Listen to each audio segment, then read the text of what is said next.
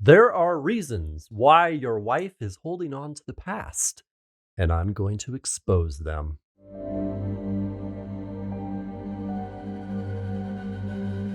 Welcome back, guys. Garrett Prettyman here at Garrett Prettyman Coaching. I'm feeling comfortable today, enjoying a nice lunch of chips and pieces of cheese. What I'm about to say might seem completely unrelated to why your wife likes to bring the past up, but just hear me out. This week, my front load washing machine died. It sounded like it was a roaring plane taking off, so I completely disassembled it and discovered that a bearing had spun on the main shaft for the drum. It had spun so much that it wore the metal down and was loose, flopping around, broke the seal, water's leaking out. You can see where this is going.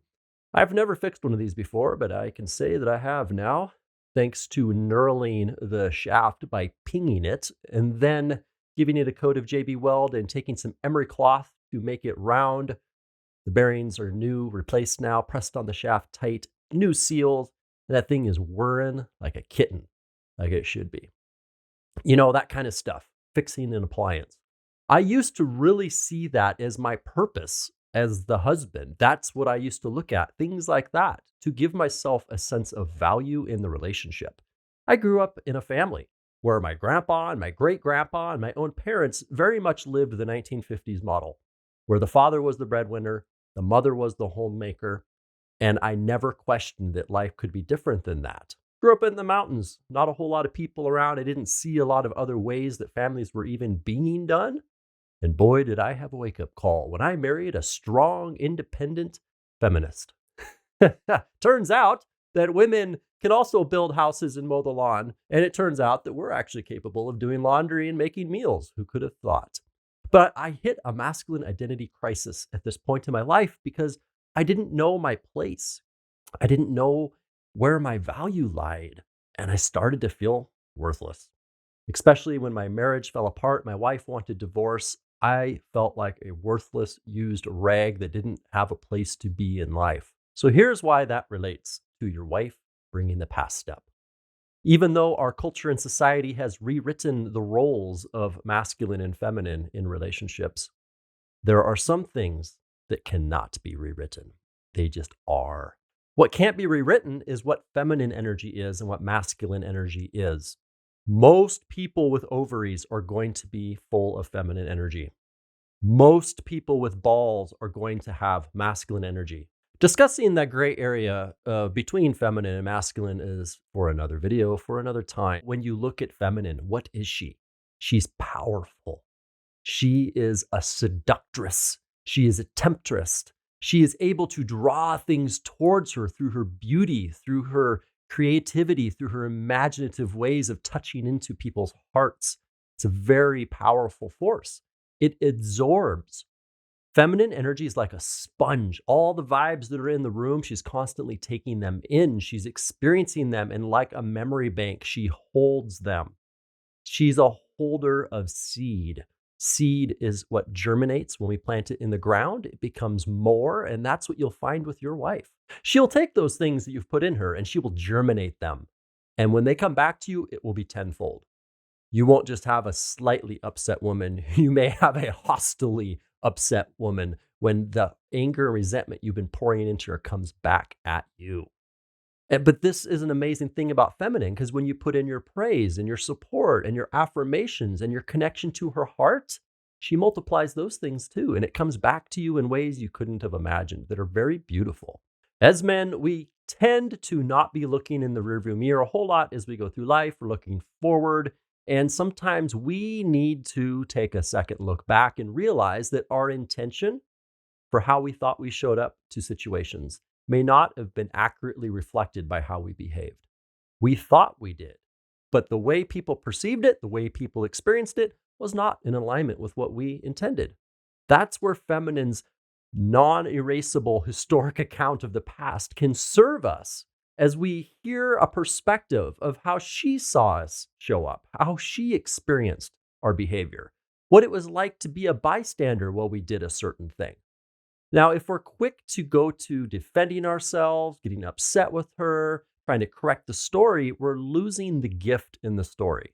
Because the gift is maybe I could choose to be differently going forward so that what my intention is accurately represented by how I show up. Now, you can't stop a sponge from being absorbent. Your wife is always going to be the holder and record keeper of all things past because she's wired to be that. If we can stand there and realize that she needs to vent that out sometimes so she doesn't explode from so much internal pressure, we'll see that it has nothing to do with us, even though we may be the victim or the cause of the pain in the story she tells. It's simply a historical reaccounting, a re-experiencing of something that still lives in her. As the masculine energy, we have a unique gift. We are penetrators. We break forward when there's uncertainty. We make decisions and we step out when other people are pulling back.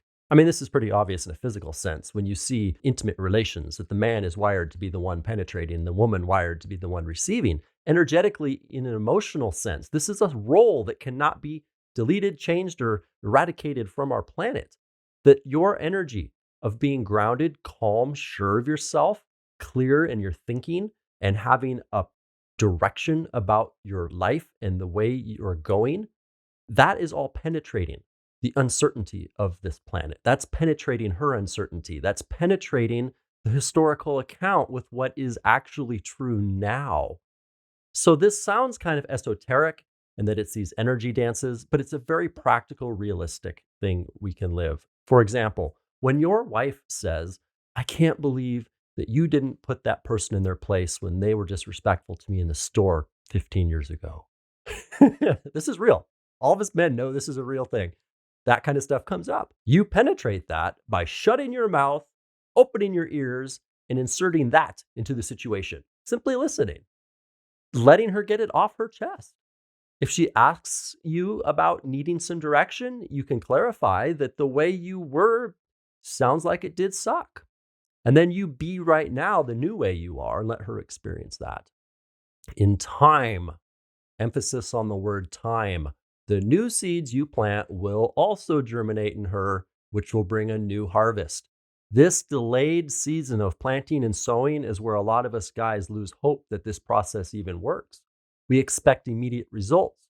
Just like with my washing machine, the second I fix the bad bearing, immediately the wash machine is back to normal. On to the next thing. Us guys love to check stuff off the list like that. Your wife isn't wired like that.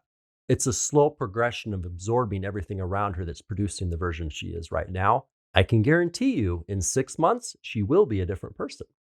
And it will largely have to do with what was planted in her over this time. It's time to get off the bus, Gus. If you're just doom scrolling YouTube videos and reading blogs trying to fix your relationship, you're missing something powerful, and that's called coaching. Coaching is not teaching. Teaching is what this video was. This video told you some concepts and let you learn some new stuff.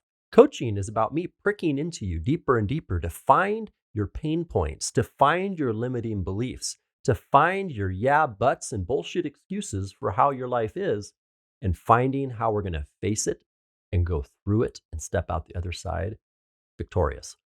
This process is so powerful that once you've tasted it, you'll never be able to go back to life you had. If you'd like to taste what it's like, reach out, fill out my Get Grounded Now consultation form. It's a free hour of you and I talking about your situation and getting you clear on what this work looks like. Men that have done this work are blown away by how different life can be. There's a lot of maturity to step into as a man now, leaving some boyish ways behind. And maybe your dad didn't teach you that. Maybe your grandpa didn't know it either. Many of us have come together around the world and formulated this process that is effective in changing marriages, helping guys all over the planet. I look forward to talking to you.